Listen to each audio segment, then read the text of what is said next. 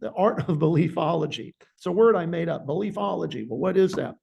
It's the understanding that your daily habits will eventually create a belief system.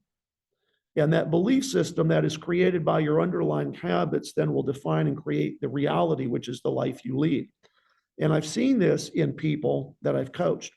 There was a guy that I coached a couple of years ago. This dude weighed 480 pounds and he wanted to be a coach. And so I'm like, great. And so he, started his coaching business. Nobody would hire him. Like, yeah, no one's going to hire you. You can't even take care of yourself, let alone coach anybody else. I said, you lose 200 pounds and then you become a weight loss coach. And he said, I don't know if I can do that. I'm like, you need to go every morning and wake up and go for a walk. Just walk, move your arms, walk. Next week, I want you to walk and look for the light poles or look for the telephone poles. And you're going to walk from one to the next. Then you're going to lightly jog. Then I give you permission to walk again. And every week you just double that distance. Well, a month later, the dude's running 3 miles, then eventually 5 miles. And eventually the dude lost 240 pounds. And I said, now you're a weight loss coach. But the funny thing is very early when I was coaching him, he came on one of the Zooms. He said, you remember, Mr. Blazar, you were telling me to, have these positive affirmations in the morning. Like when I look at myself in the mirror, I can never come up with anything to say positive because I hated myself. But today I was able to finally say something. I'm like, oh man, here it comes. I can't wait to hear what he's going to say. I said, what was it, Jason? He said, I looked at myself in the mirror today and I said, I am an athlete. And I'm like, boom, bingo. I said, in habits that we've been instilling over the last 2 or 3 months of you walking, now you're jogging, you see yourself as an athlete. What do athletes do? They work out, they eat healthy. Now I tell you, the dude could be on the cover of GQ or Esquire. You wouldn't even know the guy had weighed 480 pounds 4 or 5 years ago. I love it. So it's that belief that now enters your mind that is supported by the underlying habits. Same thing with capital raising. Once you start the process and you're like, holy crap, I just got this check from somebody that didn't know me 2 months ago, $100,000. I'm like, well, yeah, go out and do it again. And then again, just repeat the process. Before you know it, you raised $1 million, then 5. Yeah. Now your life's changing. That's awesome. I love that. And I love how you brought up the story about the individual who you said was ultimately going to become a weight loss coach. There was actually a gentleman, I saw this like at the beginning of the year. He posted on December 31st of 2024 a new social media profile called I Am Done Being Obese. And he weighs probably somewhere around that weight.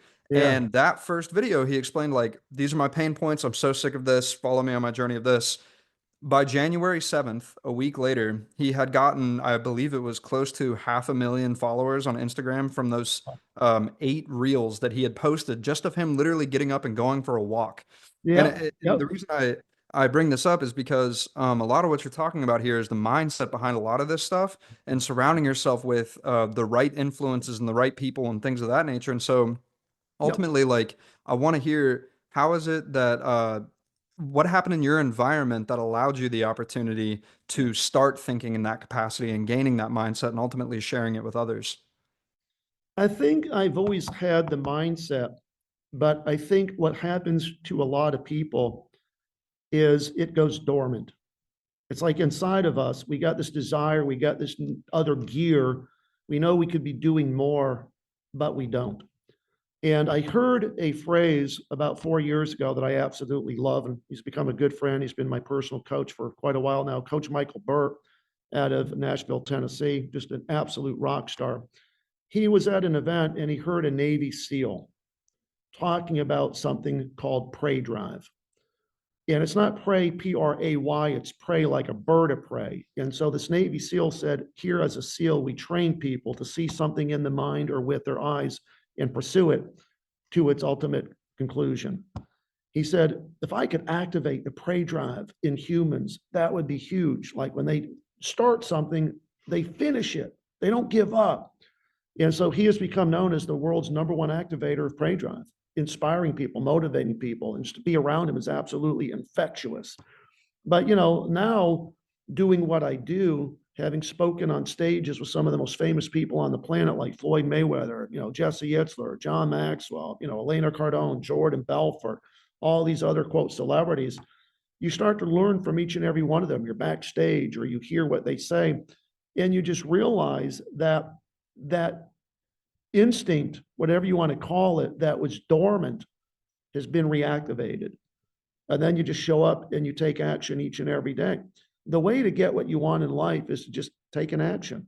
Just show up and take an action. Make that decision. And by doing that, you're literally ahead of the other 97% of the people that don't.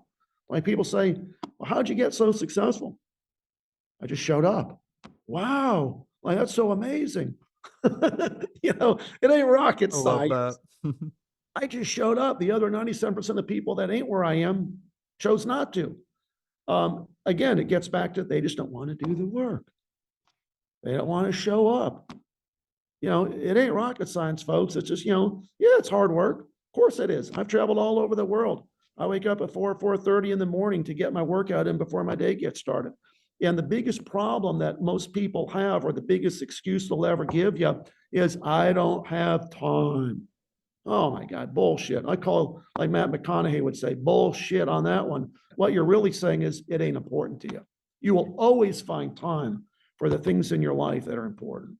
Well, if you wake up an hour early, did I just find you an extra hour on the day? Yeah. Well, why don't you do that? Well, you can always find time. If you want to save time on watching all the episodes, but still get all the gold nuggets that we find from interviewing these 7, 8, and 9-figure entrepreneurs, then you can get all of that inside of the 2 Comma Club newsletter. Just go to 2ccnewsletter.com and subscribe.